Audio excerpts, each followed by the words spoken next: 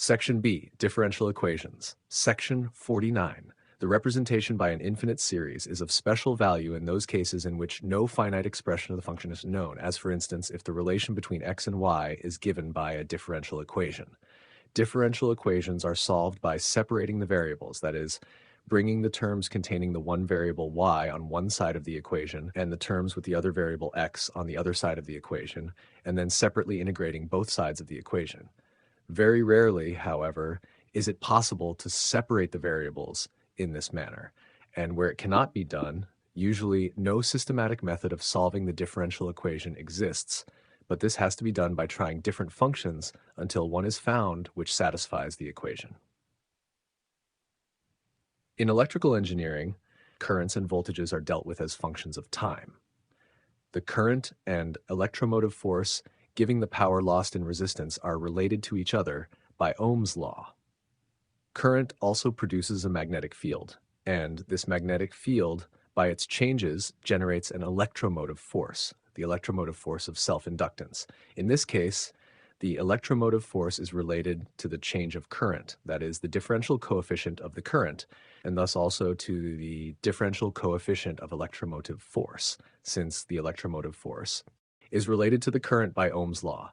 In a condenser, the current and therefore by Ohm's law, the EMF depends upon and is proportional to the rate of change of the EMF impressed upon the condenser. That is, it is proportional to the differential coefficient of EMF.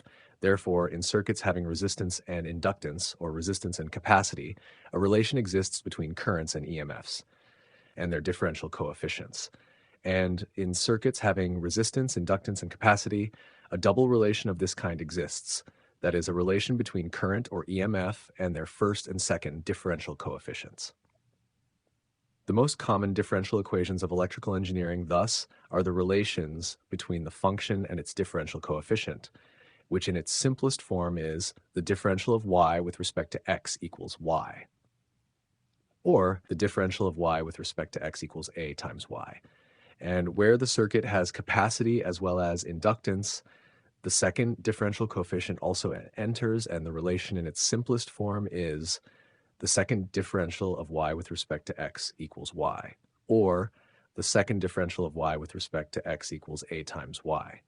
And the most general form of this most common differential equation of electrical engineering then is the second differential of y with respect to x plus 2 times c times the differential of y with respect to x plus a times y plus b equals 0. The differential equations 26 and 27 can easily be integrated by separating the variables, but not so with equations 28, 29, and 30. The latter are preferably solved by trial. Section 50. The general method of solution may be illustrated with equation 26, the differential of y with respect to x equals y.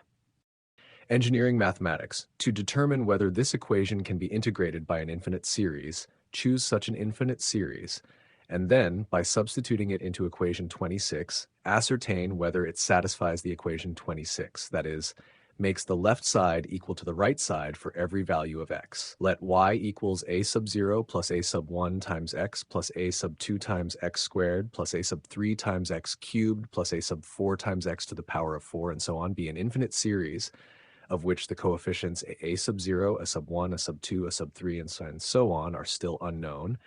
And by substituting equation 31 into the differential equation 26, determine whether such values of these coefficients can be found, which make the series in equation 31 satisfy the equation 26. Differentiating equation 31 gives the differential of y with respect to x equals a sub 1 plus 2 times a sub 2 times x plus 3 times sub 3 times x squared plus 4 times a sub 4 times x cubed, and so on. The differential equation 26, transposed, gives the differential of y with respect to x minus y equals 0. Substituting equations 31 and 32 into equation 33, and arranging the terms in the order of x gives the quantity a sub 1 minus a sub 0 plus the quantity 2 times a sub 2 minus a sub 1 multiplied by x plus the quantity 3 times a sub 3 minus a sub 2 multiplied by x squared plus the quantity 4 times a sub 4 minus a sub 3 multiplied by x cubed plus the quantity 5 times a sub 5 minus a sub 4 multiplied by x to the power of 4 and so on equals 0. If then the above series in equation 31 is a solution of the differential equation 26, the expression in equation 34 must be an identity. That is, must hold for every value of x. If, however, it holds for every value of x, it does so also for x equals 0, and in this case, all the terms except the first vanish, and equation 34 becomes a sub 1 minus a sub 0 equals 0, or a sub 1 equals a sub 0. To make equation 31 a solution of the differential equation, the term a sub 1 minus a sub 0 must therefore equal 0. This being the case, the term a sub 1 minus a sub 0 can be dropped in equation 34, which then becomes the quantity 2 times a sub 2 minus a sub 1 multiplied by x, plus the quantity 3 times a sub 3 minus a sub 2 multiplied by x squared, plus the quantity 4 times a sub 4 minus a sub 3 multiplied by x cubed, plus the quantity 5 times a sub 5 minus a sub 4 multiplied by x to the power of 4 and so on equals 0. Or x multiplied by the quantity 2 times a sub 2 minus a sub 1 plus the quantity 3 times a sub 3 minus a sub 2 multiplied by x plus the quantity 4 times a sub 4 minus a sub 3 multiplied by x squared and so on equals 0. Since this equation must hold for every value of x, the second factor of the equation must be 0, since the first factor x is not necessarily 0. This gives the quantity 2 times a sub 2 minus a sub 1 plus the quantity 3 times a sub 3 minus a sub 2 multiplied by x plus the quantity 4 times a sub 4 minus a sub 3 multiplied by x squared and so on equals 0. As this equation holds for every value of x, it holds also for x equals 0. In this case, however, all terms except the first vanish, and 2 times a sub 2 minus a sub 1 equals 0. Hence, a sub 2 equals the fraction a sub 1 divided by 2. And from equation 35, a sub 2 equals the fraction a sub 0 divided by 2. Continuing the same reasoning, 3 times a sub 3 minus a sub 2 equals 0, 4 times a sub 4 minus a sub 3 equals 0, and so on. Therefore, if an expression of successive powers of x, such as equation 34, is an identity, that is, holds for every value of x, then all the coefficients of all the powers of x must separately be 0. Hence, a sub 1 minus a sub 0 equals 0, or a sub 1 equals a sub 0. 2 times a sub 2 minus a sub 1 equals 0, or a sub 2 equals the fraction a sub 1 divided by 2, which equals the fraction a sub 0 divided by 2. 3 times a sub 3 minus a sub 2 equals 0, or a sub 3 equals the fraction a sub 2 divided by 3, which equals the fraction a sub 0 divided by 3. 4 times a sub 4 minus a sub 3 equals 0, or a sub 4 equals the fraction a sub 3 divided by 4, and so on. The reader must realize the difference between an expression, such as equation 34, as an equation in x, and as a substitution product of a function, that is, as an identity. Regardless of the values of the coefficients, an expression such as equation 34 as an equation gives a number of separate values of x, the roots of the equation, which make the left side of equation 34 equal 0. That is, solve the equation. If, however, the infinite series in equation 31 is a solution of the differential equation 26, then the expression in equation 34, which is the result of substituting equation 31 into equation 26, must be correct not only for a limited number of values of x, which are the roots of the equation, but for all values of x. That is, no matter what value is chosen for x, the left side of equation 34 must always give the same result, 0. That is, it must not be changed by a change of x, or in other words, it must not contain x. Hence, all the coefficients of the powers of x must be 0. The terms such as 1 divided by 2 and 1 divided by the square root of 3 in the earlier equations might raise a question about whether the denominators should include factorials. Factorials often appear in infinite series expansions, particularly when deriving or validating solutions for differential equations, as seen in the previous discussions on page 67. Factorials arise in the denominators due to the systematic way coefficients are determined. When substituting an assumed infinite series solution into a differential equation, the coefficients are calculated iteratively. This iterative process frequently results in factorial terms appearing in the denominators. For example, if the coefficient for the term with the variable squared is determined as 1/2, it often corresponds to 1 divided by 2 factorial. Similarly, the coefficient for the term with the variable cubed might be 1 divided by 3 factorial. Factorials are derived from the multiplication of consecutive integers, such as 2 factorial equaling 2 times 1, or 3 factorial equaling 3 times 2 times 1.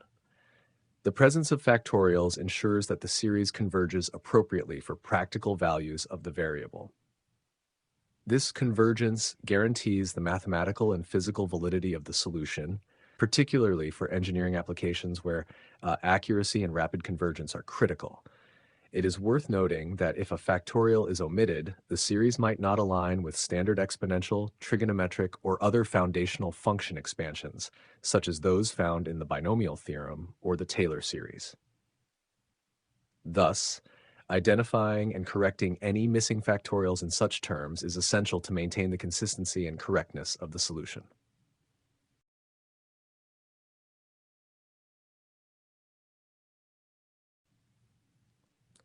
Note number 2. In the works of Steinmetz, there appears to be a different notation used for factorials instead of the modern exclamation mark. Steinmetz uses a notation resembling two perpendicular sides of a square, a style that was more common in earlier mathematical texts and publications. This notation reflects historical conventions which have since evolved into the exclamation mark we use today to denote factorials.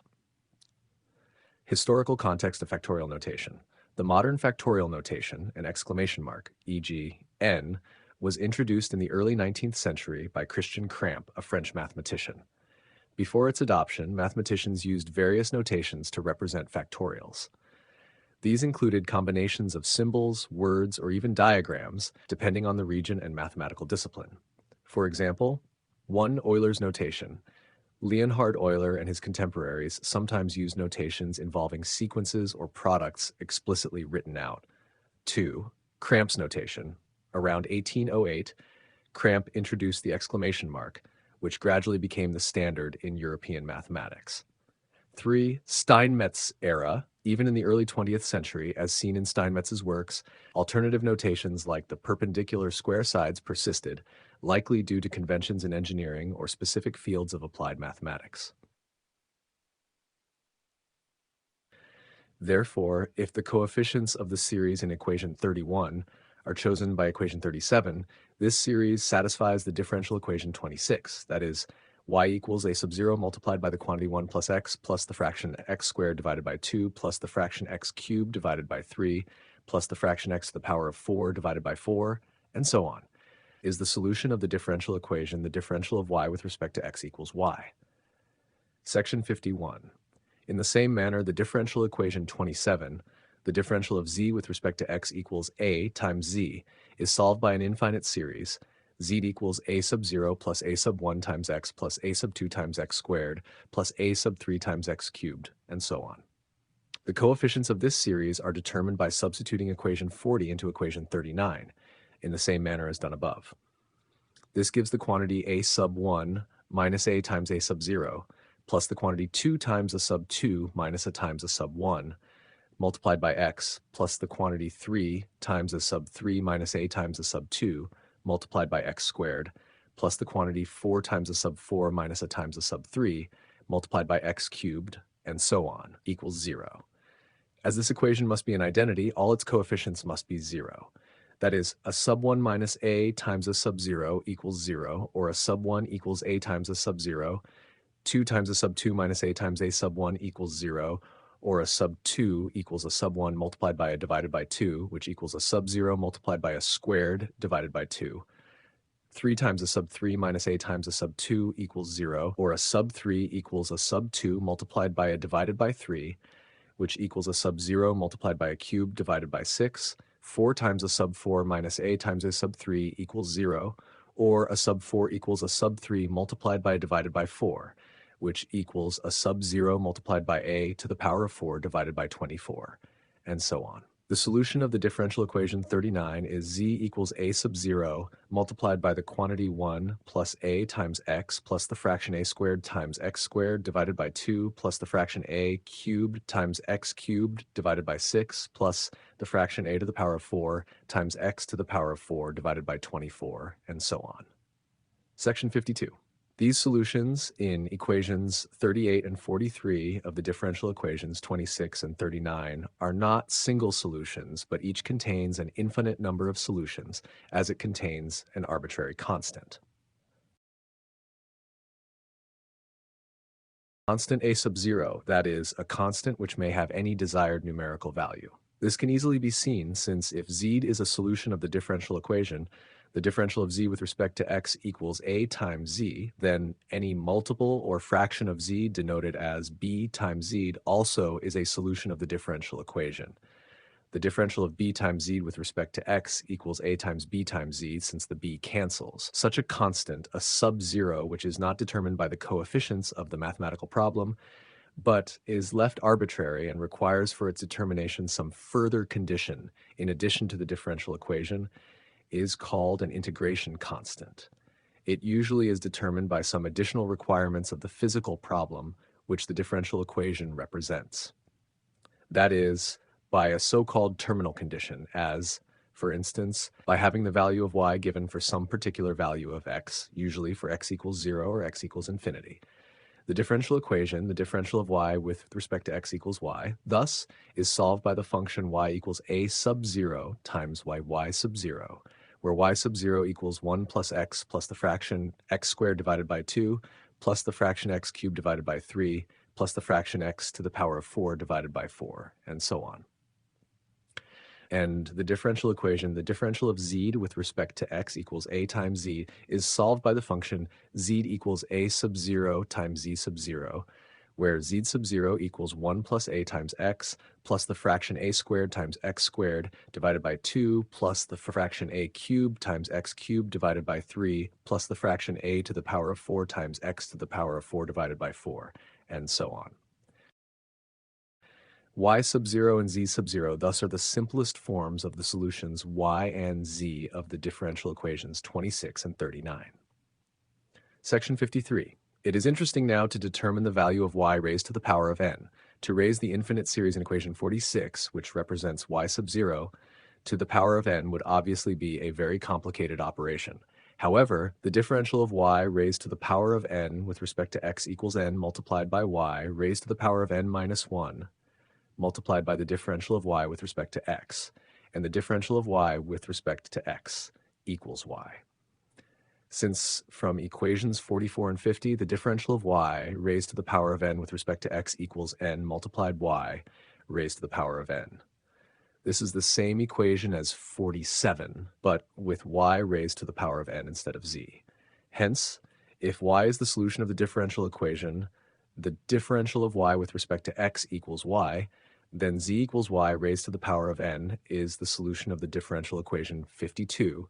The differential of z with respect to x equals n multiplied by z. However, the solution of this differential equation from equations 47, 48, and 49 is z equals a sub 0 multiplied by z sub 0, where z sub 0 equals 1 plus n times x plus the fraction n squared times x squared divided by 2 plus the fraction n cubed times x cubed divided by 3, and so on. That is, if y sub 0 equals 1 plus x plus the fraction x squared divided by 2 plus the fraction x cubed divided by 3, and so on, then z sub 0 equals y sub 0 raised to the power of n, which equals 1 plus n times x plus the fraction n squared times x squared divided by 2 plus the fraction n cubed times x cubed divided by 3, and so on. Therefore, the series y is raised to the power of n by multiplying the variable x by n. Substituting now in equation 53 for n the value 1 divided by x gives y sub 0 raised to the power of 1 divided by x equals 1 plus the fraction 1 divided by 2 plus the fraction 1 divided by 3 plus the fraction 1 divided by 4, and so on. That is a constant numerical value. This numerical value equals 2.7182818 and is usually represented by the symbol epsilon. Therefore, y sub 0 raised to the power of 1 divided by x equals epsilon. Hence, y sub 0 equals epsilon raised to the power of x, which equals 1 plus x plus the fraction x squared divided by 2, plus the fraction x cubed divided by 3, plus the fraction x to the power of 4 divided by 4, and so on. And z sub 0 equals y sub 0 raised to the power of n, which equals the quantity epsilon raised to the power of x raised to the power of n, which equals epsilon raised to the power of n times x, which equals 1 plus n times x, plus the fraction n squared times x squared divided by 2, plus the fraction n cubed times x cubed divided by 3, plus the fraction n to the power of 4 times x to the power of 4 divided by 4, and so on, and so on. Therefore, the infinite series, which integrates the above differential equation, is an exponential function with the base epsilon equals 2.7182818, and so on. The solution of the differential equation, the differential of y with respect to x equals y, thus is y equals a sub 0 multiplied by epsilon raised to the power of x. And the solution of the differential equation, the differential of y with respect to x equals a times y, is y equals a sub 0 multiplied by epsilon raised to the power of a times x, where a sub 0 is an integration constant. The exponential function, thus, is one of the most common functions encountered in electrical engineering problems. The above described method of solving a problem by assuming a solution in a form containing a number of unknown coefficients, a sub 0, a sub 1, a sub 2, and so on, substituting the solution in the problem and thereby determining the coefficients, is called the method of indeterminate coefficients. It is one of the most convenient and most frequently used methods of solving engineering problems. Example 1. Section 54. In a full 500-volt 50 kilowatt direct current shunt motor, the resistance of the field circuit, inclusive of the field rheostat, is 250 ohms. Each field pole contains 4,000 turns and produces, at 500 volts impressed upon the field circuit, 8 megalines of magnetic flux per pole. What is the equation of the field current, and how much time after closing the field switch is required for the field current to reach 90% of its final value?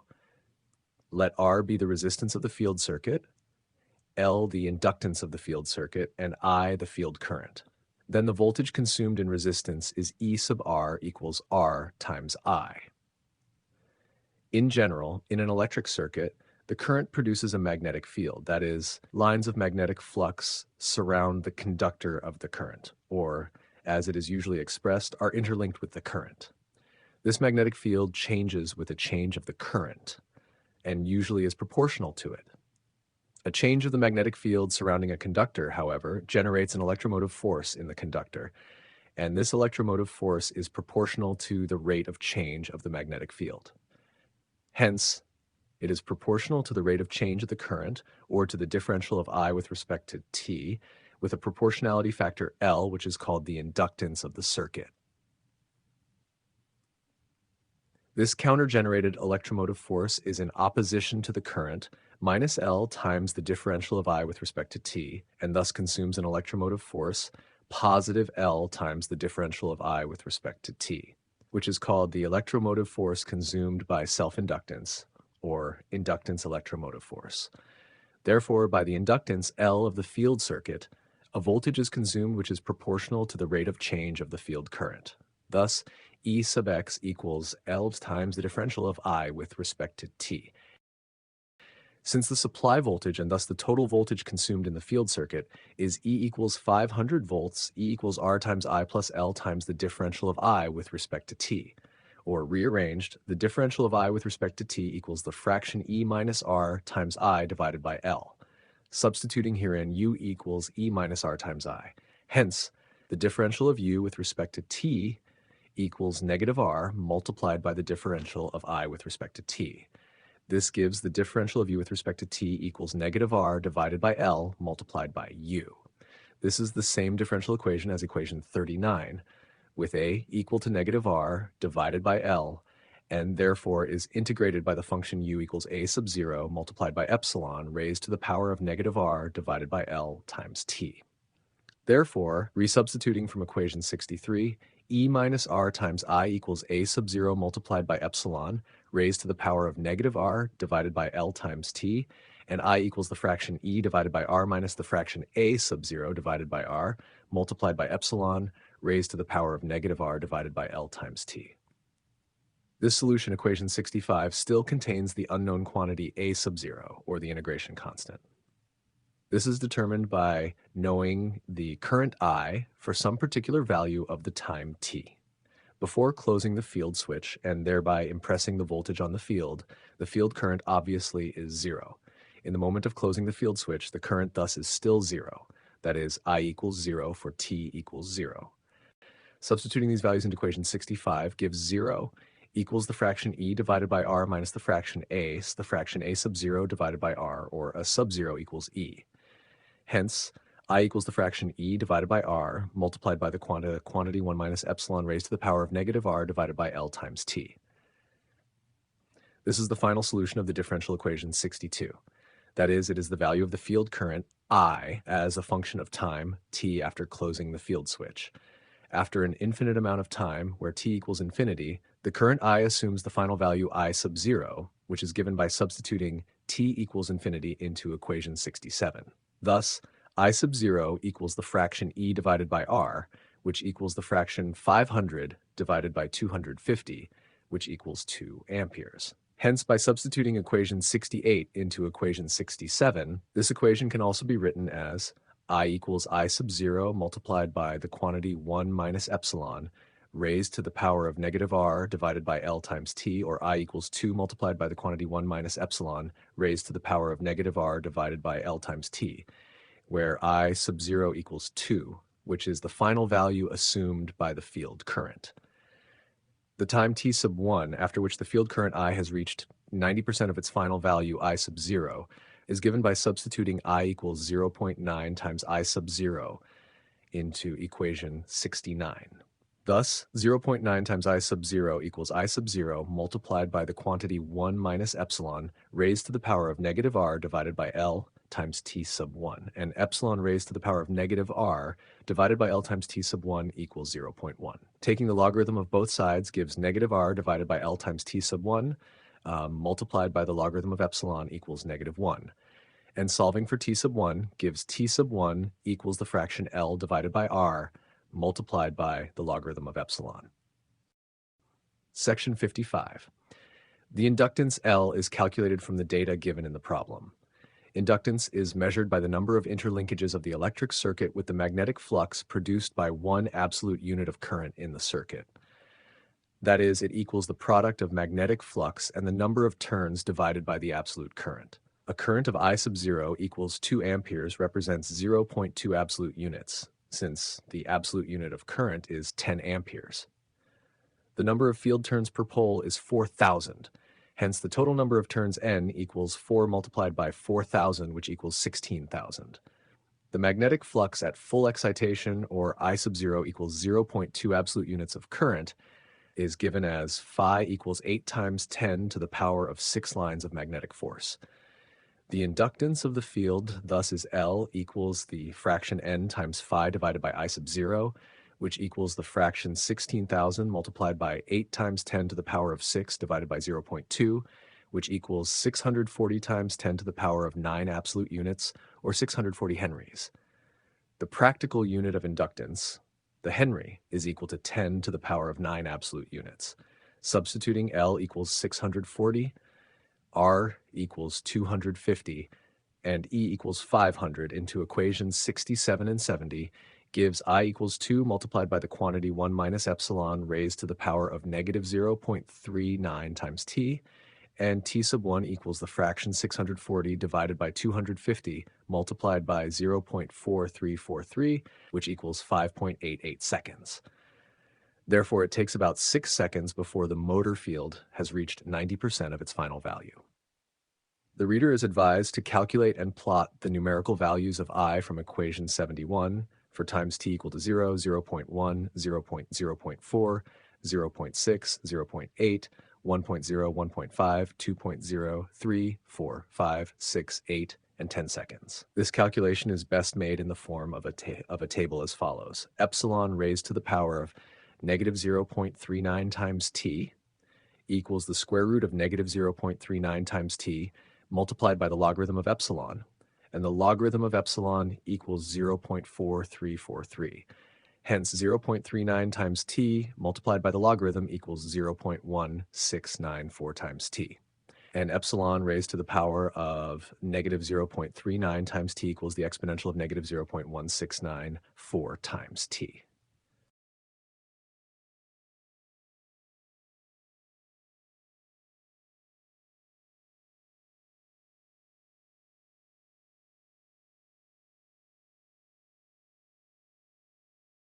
Number 3. What appears as a square root and has been interpreted as such in the provided text is, in fact, an example of old mathematical notation. It is not intended to represent a square root, but is likely a symbol for another operation, such as an exponential function or possibly a logarithmic expression. If anyone listening has a better idea about what this notation signifies, please post a comment below. I would love to learn more about it. Modern explanation. In modern mathematical notation, the expression in question involves evaluating an exponential decay function. This is typically represented as epsilon raised to the power of negative k times t is equal to the exponential of negative k times t, where the exponential base is approximately equal to 2.718. The steps for simplifying this involve using the logarithm of epsilon to calculate the exponential value. In this specific case, the logarithm of epsilon is approximately 0.4343 expressed in base 10. The exponent negative 0.39 times t is multiplied by the logarithm of epsilon to simplify the calculation. Modern steps to solve. 1. Use logarithmic simplification. Substitute the known value for the logarithm of epsilon as 0.4343. Then calculate epsilon raised to the power of negative 0.39 times t is equal to the exponential of negative 0.39 times t multiplied by 0.4343. 2. Simplify further. Multiply 0.39 by 0.4343 and by t to compute the result. 3. Evaluate numerically. Compute the value for specific values of t using a calculator or software.